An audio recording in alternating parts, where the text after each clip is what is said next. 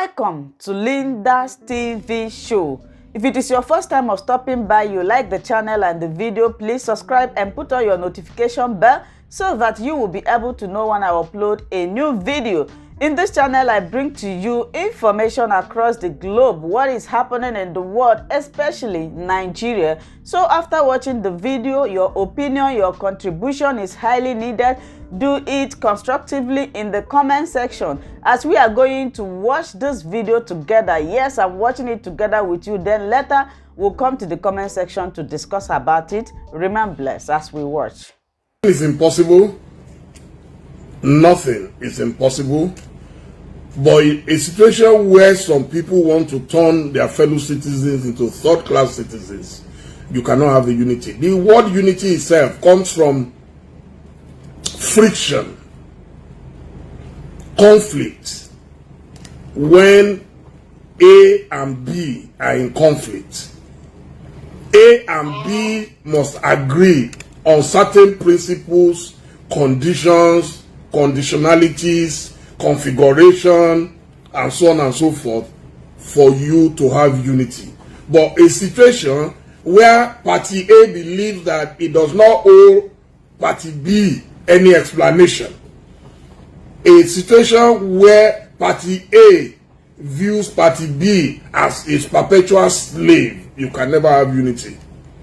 So unless a miracle happens and you have someone, whether it's Buhari or it's surrogates or whatever they are, and suddenly a miracle happens and they have a change of heart, it's no longer change of mind. It has moved beyond their mind now. Their mind is made up already that Nigeria belongs to a certain class and category of people. So you now have to go to their hearts. If something happens and they have a change of heart about Nigeria and about how they view fellow Nigerians, there will never be unity.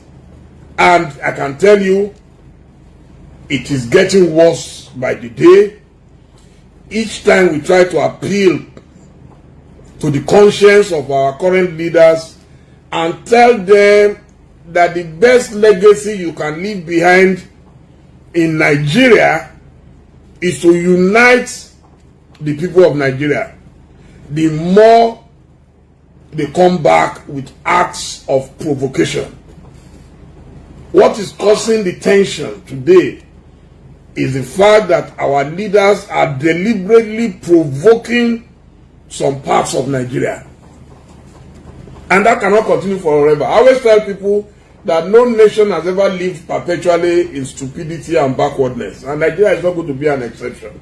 They will try. Yeah. They will use the military, use the security apparatus, use everything at their disposal to suppress the will of the people. But I can tell you, it may not be in our own lifetime, it may be whenever.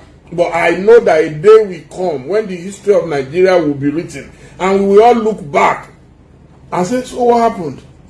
How did we achieve this? Once upon a time, there was a division in Germany where you had even a wall between West Germany and East Germany. But today, who knows the difference? So, it will happen. Even the wall of Jericho, we read it in the Bible. It was so formidable that the Israelites had to go around it. I don't know whether it was metaphorical or it was physical. But we heard that the wall collapsed. So the wall of Jericho in Nigeria will definitely collapse. I have no doubt about that.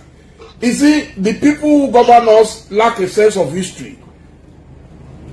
If you are not properly educated about who you are, you will think you are God. When God has been kind to you, you begin to see yourself. Look at all the leaders, even as young as you are. How many Nigerian leaders have you witnessed, Jennifer?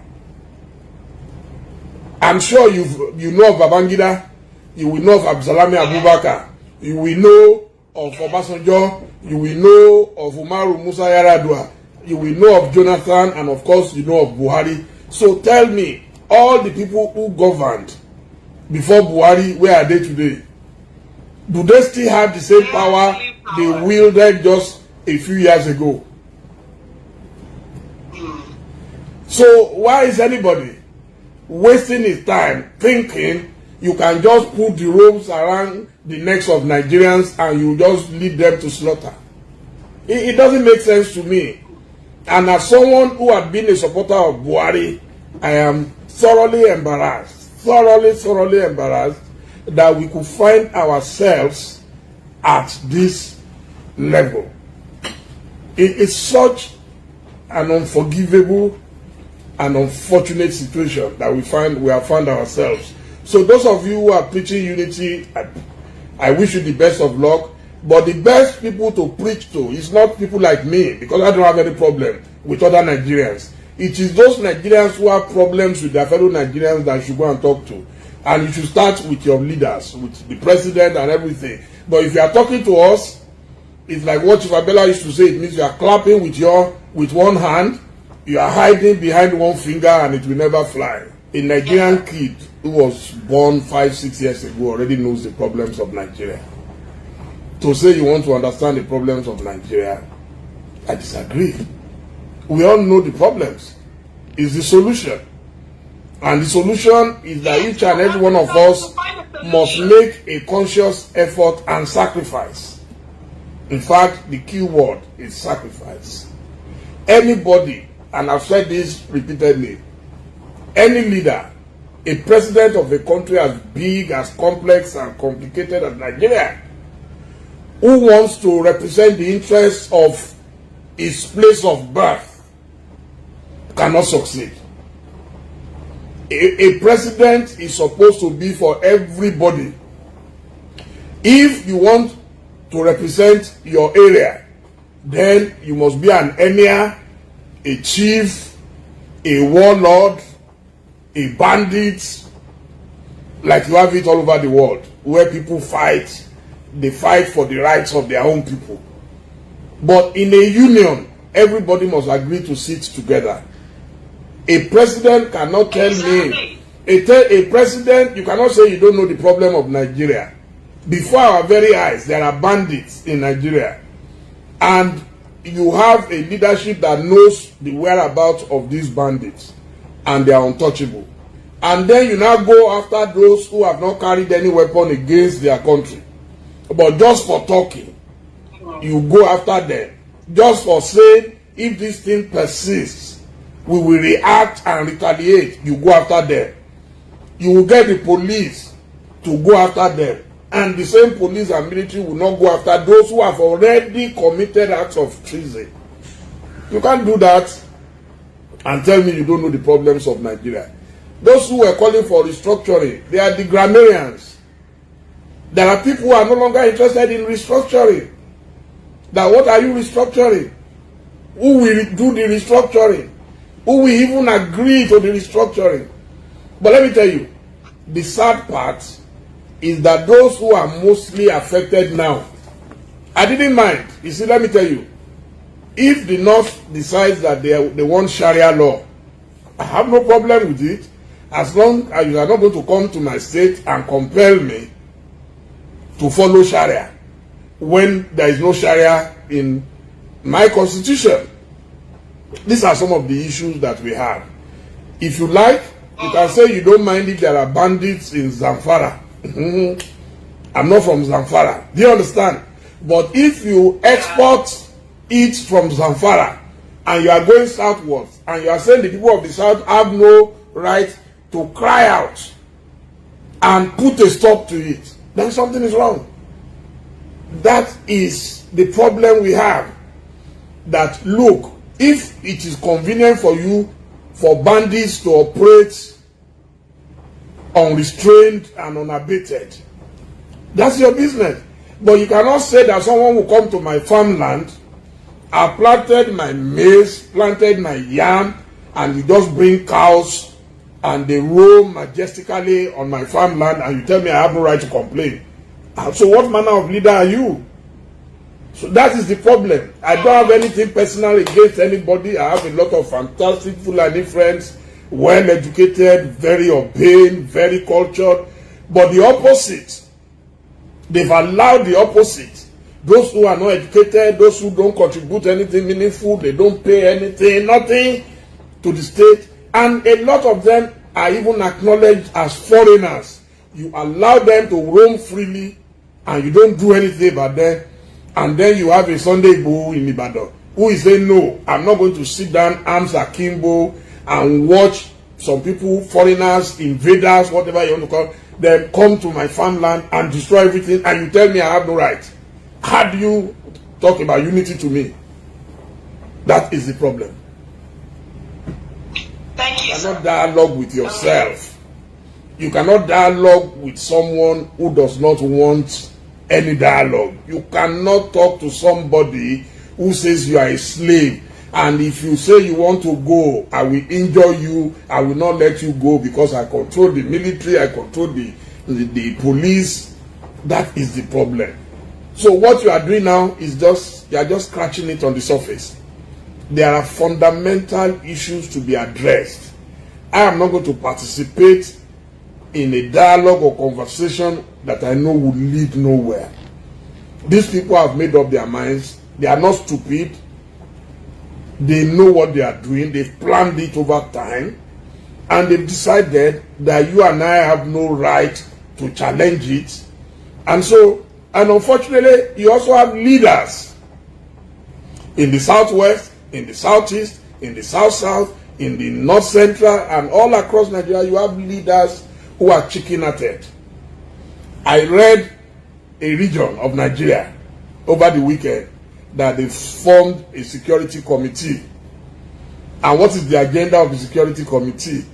I thought they would say, oh, we are going to go after bandits, we are going to go after terrorists, we are going to go after invaders, we are going to go after... Do you understand? No, but it's obvious that they are forming their security probably to fight some people who are agitating for freedom within their zone. It doesn't make sense to me. You understand? You are not facing your oppressors. You are facing your own local people, your own citizens, who are demanding as a matter of legitimate right to say, look, we want freedom of association. We want to determine who we want to associate with. That is what I'm seeing. A governor came out and said he ordered the army to go and crush some of his own people. So how come the people of Zamfara, the people of Niger, where people are being kidnapped daily, they are not responding in that manner? What is wrong with us in the south? I'm not saying fight government. I am saying fight whosoever makes life difficult for you. I'm not saying go and fight government. But where you now have people who are now saying we have formed our security thing and we're very loyal to the federal government of Nigeria. If the federal government of Nigeria provided security, will you be forming your own security in the first instance? So for me, let me tell you, it has become a big joke.